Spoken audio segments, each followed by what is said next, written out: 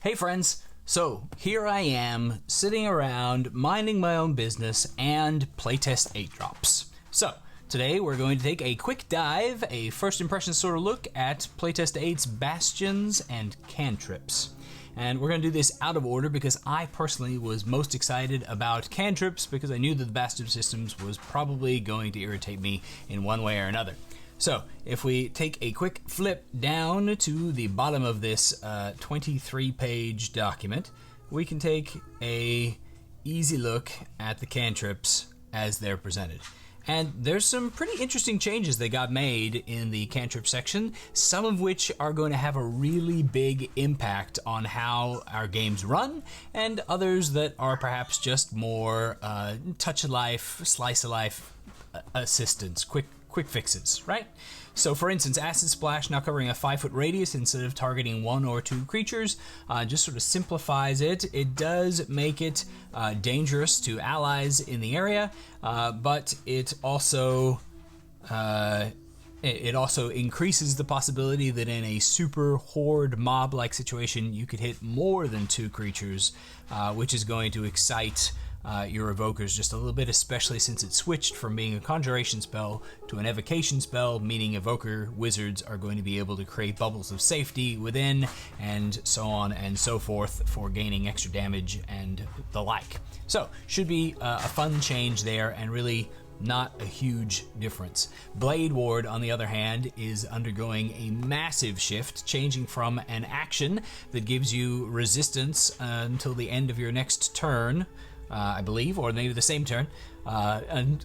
in exchange now for a reaction that gives disadvantage on the attack roll that you are using to trigger the attack. Now, you are supposed to do this prior to the dice's roll, though in situations where we're using virtual tabletops, that's not always how it shakes out, but suffice to say, a reaction versus an action is a huge buff to Blade Ward, putting it up there in the not quite the top tier necessarily of all possibilities, but really high in the cantrip options, as you now get a Silvery Barbs-esque means of making sure that the chances of that critical attack landing against you don't do so.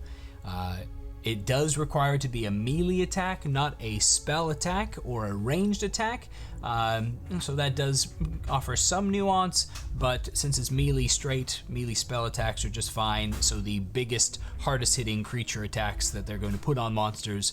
up close and personal, a wizard now has some option, as do bards, sorcerers, and warlocks. Pretty neat. Chill Touch switched to a touch, probably because we've been whining about it since 2nd edition as to how silly it was. Unfortunately, it still doesn't chill. It's still necrotic damage, but the damage type got buffed up a little bit, and they took away the flavor of disadvantaging undead. Not entirely certain why, because if they think it was rarely used before, obviously not allowing it in play makes it less used, and the times that it was used were often times that really validated the choice of the caster. It's also a necromancy spell, which is important for those necromancers. Friends kind of got a weird thing going on there where they're like, no, it's just charmed instead of advantage on charisma checks. Charmed giving advantage on charisma checks is incidentally. So it sort of increased that. It does mean that the person can attack you while you've got that while you've got that buff on there until it disappears for after 1 minute. However, it did sneakily, because they didn't mention it in the changelog, get rid of the change to hostility after you had been charmed, or the knowledge that you had been charmed that was intrinsic in the friend spell previously. Poison Spray now sprays 30 feet away, requiring a ranged attack roll instead of a saving throw. It's necromantic poison. I'm assuming that they're just trying to tie that in with some attack or the other. Shillelagh saw a little bit of a buff in that it now does... Shush you. Sorry, dog whining in the background. It saw a little bit of a buff in that it's a D8 that slowly increases over time to a D10, D12, eventually 2D6, allowing you to use your attacks with it as normal, and instead of dealing bludgeoning magical damage, it's potentially able to deal force damage as a choice option, so that you can bypass those pesky resistances. Shocking Grasp saw sort of a sideways and or downward lean in that it no longer gets benefit from target wearing metal armor, and it no longer stops reactions, but instead simply stops opportunity attacks, which was what it was largely used for, but there were those edge cases where you wanted to shock the wizard and tase him so that he couldn't counterspell your friend's next move. So that one's a little bit of a sad loss in the options department, though as the design team pointed out, it does keep it in line with other electricity spells, which were wildly inconsistent as to whether or not they provided some kind of an advantage against opponents wearing heavy armor, though I would argue that it would be better to make the ones that don't already provide that advantage provide it, instead of just taking it away and making it flat and less interesting. Spare the Dying now has a 15-foot range instead of touch, which is a minor improvement, and really that's about it. It does increase as you level up to 30 feet, 60 feet, and 120 feet across your major milestone levels, but ultimately it still just puts somebody at 0 hit points and stable, so it's probably still not going to be a tremendously commonly taken spell amongst our clergy folk, who can do the same thing by running up to somebody and using an action to provide healing to them, or an action to provide medicine to staunch the wounds that anybody can provide. Spare the Dying might get picked as a late cantrip choice just because of the distance, if you're expecting to have people go down a lot in your particular campaign, but it's probably not going to see a lot of use in the average campaign. True Strike is another one of those ones that saw a huge change, and it is one of the things that I'm going to probably complain about most over the next time. I have been complaining about dip classes being the thing that One D&D needs to stop doing, where basically we take away the weakness of a class by determining that you can utilize a single attribute for all of your needs, not only your spellcasting, but also your main attack and damage for physical weapons fighting style, and for instance, they gave that back as a first level pact possible for warlocks in Playtest 7, and that's pretty much where my ire goes, is on this dip class. But perhaps I've been complaining about the wrong thing, because it's not dip classes now that are the problem, but rather all classes, or close to, as the Bard, Sorcerer, Warlock, and Wizard will now all have access to True Strike, which as an action makes it so that you can make an attack using whatever weapon you flourish within the spell's casting, kind of like Booming Blade, and get to use your spellcasting ability modifier instead of strength or dexterity, and the damage type can be radiant instead of the normal type, and deal extra radiant as you level up. So if you want, you can just give it up for one singular attack, punching along and dealing extra dice of damage at higher levels to try and make up for the loss of extra attack. It's not quite as onerous as a dip level in Warlock, giving you unlimited and the ability to utilize it with your extra attack, and I'm sure the math crunchers are going to find that those other options are actually better than this particular option. The upside is that it makes True Strike useful again, which has not been the case in an entire edition now, and we've tried a bajillion different ways of creating something that will make it work and have been unsuccessful. This change makes it useful. It does make characters a little more single attribute dependent, which is not my personal preference, and it scales with you on level and isn't too bad. Honestly, my first reaction, my gut reaction is, oh my gosh, you're ruining the game with this single attribute dependency. But the more I sit with it, the more I talk about it, the more okay I am with True Strike for Bard, Sorcerer, Warlock, or Wizard, letting them get one melee attack that is not terrible up close and personal, so that they don't need to use weapons, or so they can use weapons. But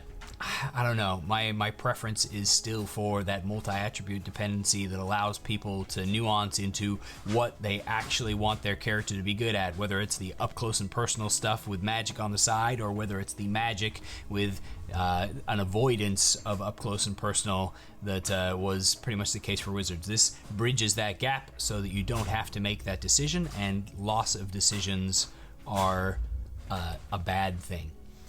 In general, the cantrip changes are not too bad. I did miss Produce Flame, which becomes a 10-minute buff now with no concentration that gives you the fiery heat and doesn't leave your palm when you throw it. It just keeps providing light and allows you to keep throwing those fires out at targets within 60 feet of you, and it scales with your level. And is a pretty awesome druid-based cantrip now with a little bit of option in different manners, though the fire that you create doesn't create heat and can't catching down fire either, so it's only good for light or attacks to deal damage when suddenly it burns, which is a bit weird. But solid options given, solid changes for the most part, though some of them feel arbitrary. I get the feeling that there's probably something in the design of the Necromancer that they're working on that is going to key off of a number of these spells, and they needed those worded a little more exactly in order to be able to utilize the subclass features that they're going for, or they're just trying to avoid spells that have specific wording to that spell in favor of leaning harder into the conditions system like they did with the charm on the friend spell. But the change to Blade Ward and to True Strike are probably the two biggest, like, oh wow, notice me kind of changes that I see on a first pass through cantrips. Meanwhile, the Bastion system that has been presented in all of its 21-page glory is essentially a system for players' characters to receive a home base. They don't have to do anything for it the way the system is writ, though hopefully DMs will be able to read between the lines and build a decent story in, or gift or require something for these bastions to suddenly show up, because as written at 5th level, everybody gets one if they want one. It has special perks that they get to choose to help them out, and they over time get more special perks without any gold cost or effort there, and they can make changes and spend money on their bastions in order to gain some benefits here and there, including magic items of their choice with DM approval, of course, but essentially it's a magic item farming system with also a mini game of the building of your home and a farming for other special details and special features that you will be able to take on your adventures. And a lot of that definitely leads to the fantasies that people are looking for. So if you're just looking for wizards to be listening to the players, the Bastion system delivers a lot of what people want. They want to be able to say that they created magic items, and this provides a system for that. They want to be able to have hirelings at home creating them spell scrolls or lessening the cost of special materials, and now they can have that. They want to be able to have libraries that they can research in order to find out information about their foes, and now they can do that. It scratches a lot of itches that are out there for players that are running into and looking for a system to do that. In a quick run through of reading, It's not, obviously, it's designed to not be likely to break the game. You're not going to get anything particularly crazy and overpowered out of the Bastion system, and if I'm honest, it feels like it's designed to be really laid back and in the background, unless you as the player are really excited about it and want to create your own map of the area and give personalities to all of your hirelings and interact with them on a regular basis. Unless people are really fiending to jump into it, the Bastion system will just sort of sit off to the side, out of the way, until you need the benefits from it. But if you are really interested in the Bastion system, then you can dig deep into it and create a wellspring of role-playing opportunities, as well as a lot of interesting choices that have mechanical consequences. Also, having bought and read MCDM's or Matthew Colville's book Strongholds and Followers, it is by far a million times less overcomplicated and eccentric than that system, and definitely better written, and with a whole lot less weird problems in unnecessary math and complication, particularly given that it's all in the name of adding less complication while still giving people what they want. The Bastion system is just hands down a better system than what Matthew Colville put out, in my personal opinion. Now, you might differ, and if you do, I'd love to hear about it in the comments. But as is right now, until I can go through and give you a detailed look at the Bastion system, think of it as a way to gain special perks, magic items, potions, scrolls, knowledge, etc. by investing a small amount of your time and attention, and in some cases money, in order to defend and or prepare your Bastion and set it about the tasks that are going to give you the most benefits. But ultimately, it's all going to come down to how it's presented, and its biggest flaw right now is the fact that it just shows up for everybody at level 5 with the assumption that it has been worked towards, but makes it an option that players opt into rather than perhaps DMs present and offer to players, which would potentially be a better way of managing the same system. For instance, the classic Troll Skull Manor opportunity, where somebody is given a building and it already has a certain sort of setup, and then you can make changes to it and work on it and the like. This gives a solid system for the process of making the changes and building upon it, but it doesn't base it on the assumption that this is something coming from the world. Instead, it just makes you hand wave the world building portion of it and leaves it in the player's hands, instead of putting it into a communion between player and DM. And anytime that you take away that connection between the player and their desires and choices and the world that is happening around them, you're stepping onto muddy territory. Anyway, that's my 2 cents. Thanks so much for watching, and happy adventuring.